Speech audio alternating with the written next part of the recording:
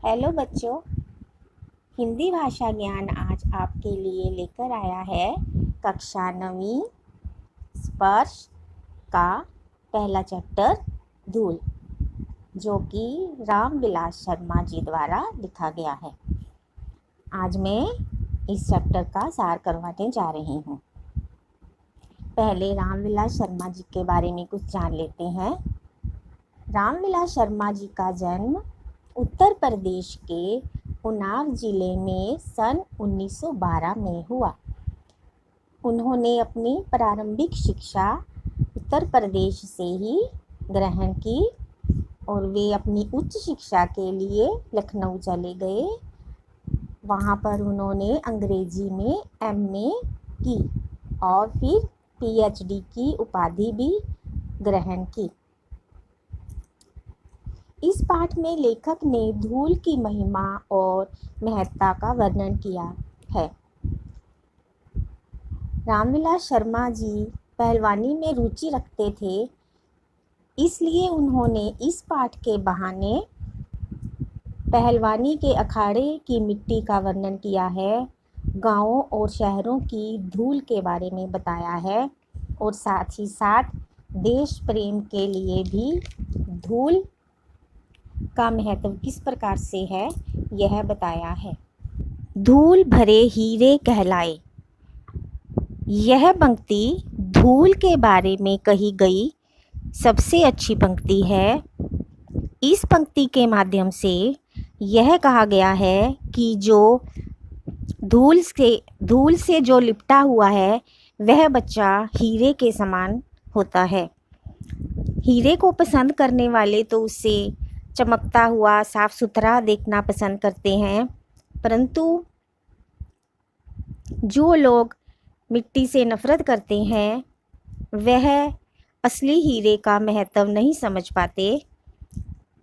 इस पाठ में लेखक ने मिट्टी से सने हुए बच्चे के उपमा देकर यह बताया है कि वह भी बच्चा किसी हीरे के समान ही है और जब वह मिट्टी में लिपटा हुआ होता है तो उसकी हीरे की महत्ता और भी अधिक हो जाती है। जो लोग मिट्टी से नफरत करते हैं उन्हें इस बात का आभास नहीं है कि वे इस मिट्टी के कारण ही जीवित हैं। उनकी जो भी दिनचर्या की खाने पीने की फसलें हैं, दिनचर्या की चीज़ें हैं जो हम खाते हैं, वह सब इस मिट्टी से ही पैदा होती हैं। इसलिए इस मिट्टी का महत्व बहुत अधिक है। सती इस मिट्टी को अपने माथे से लगाती है, सैनिक उसे अपनी आँखों से चूमता है, साधारण व्यक्ति इसे स्नेह से छूता है और यूक्रेन में प्रवास से लौटने पर इथाका की धूली चूमी थी। गोधूली का जो दृश्य है वह सबसे अधिक पवित्र माना जाता है।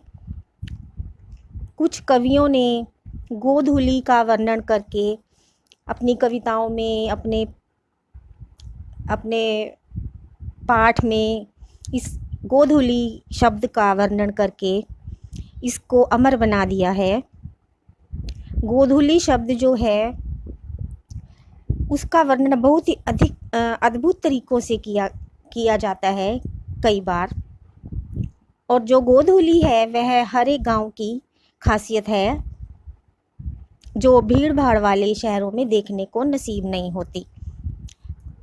गोधूली का मतलब है जब शाम हो जाती है और गांव में जो गायें और भैंसें हैं वह जब चलती हुई आती हैं, घर लौटती हैं शाम को वापस, तो उनके पाँव की छुअन से जो मिट्टी उड़ती है उस दृश्य को गोधूली का दृश्य कहा जाता है और उसे बहुत ही पवित्र माना जाता है। तो ऐसे गोधूली के शब्द तो कविताओं में देखने को मिल जाते हैं, परंतु भीड़ भाड़ वाले शहरों में गोधूली का दृश्य देखने को नसीब नहीं होता। हमारी संस्कृति इस धूल के संपर्क में आने से बचना चाहती है। इसलिए शिशु भोलेनाथ से कहती है, हमारी संस्कृति भोलेनाथ शिशु से कहती है कि इस धूल में मत खेलो, इस धूल में खेलोगे तो तुम मैले हो जाओगे। हमारी देशभक्ति इस धूल को माथे से ना लगाए, परंतु कम से कम उस पर पैर तो रखे। अर्थात लेखक कहना चाहता है कि हमारी संस्कृति इस धूल के संसर्ग में, उसके संपर्क में, उसके साथ में आने से बचना चाहती है।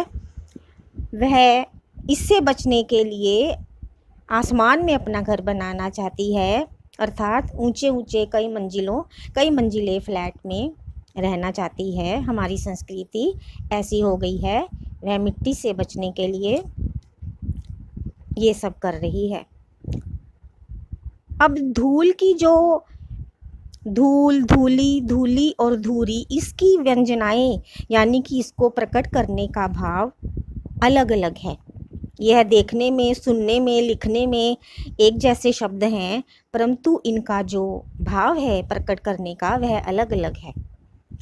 धूल जो है वह जीवन का यथार्थवादी गद्य है, यानी कि वह जीवन की वास्तविकता को दर्शाने वाला है, धूल। उसके बाद धूली, धूली जो है वह उसकी कविता है, उस यथार्थवादी गद्य की कविता है धूली, यानी कि वह कविता के समान भावों से भरी हुई है।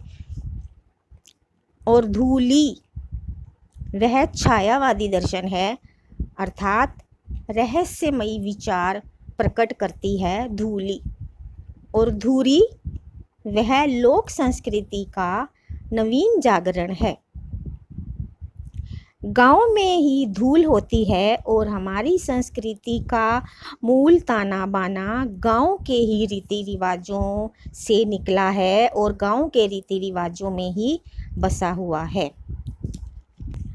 अंत में लेखक ने लरिकान मैंने बच्चे, ऐसे बच्चों के बारे में कहकर उसने बुद्धि का परिचय दिया है कि वह हीरों का प्रेमी है, और हीरे भी ऐसे जो धूल भरे ना हो। ऐसे लोगों की तरफ उन्होंने इशारा किया है जो धूल भरे हीरों से प्रेम नहीं करते। शिशु भोलेनाथ तो मैले जो करत गात, गात मैंने शरीर, ऐसे शिशु भोलेनाथ जो अपना शरीर मैला कर लेते हैं, उनके बारे में कहने की भी नौबत आई है। कुश्ती के अखाड़े की मिट्टी के बारे में लेखक ने कहा है कि उस मिट्टी से सने शरीर से तो हमें उबकाई सी आने लगती है, घृणा होती है उसको देखकर शरीर को, परंतु यह मिट्टी तो तेल और छाछ से पकाई जाती है, जिसे देवता पर चढ़ाया जाता है, और इस मिट्टी के संपर्क में आते ही पहलवान प्रसन्न हो जाता है। यही मिट्टी उसके शरीर को मजबूत बनाती है। और तो और किसी से ईर्ष्या, द्वेष, घृणा की भावना को प्रकट करने के लिए भी धूल का ही उदाहरण दिया जाता है। धूल से संबंधित कई मुहावरों का उदाहरण दिया जाता है, जैसे भारतीय सैनिकों ने दुश्मनों को रणभूमि में धूल चटा दी इत्यादि। तो इस पाठ में बच्चों धूल के महत्व को ही दर्शाया गया है। लेखक जो है वह धूल के सभी रूपों का वर्णन करते हैं और उसकी महत्व को उजागर करते हैं। आशा करती हूँ आपको यह सार समझ आ गया होगा। धन्यवाद।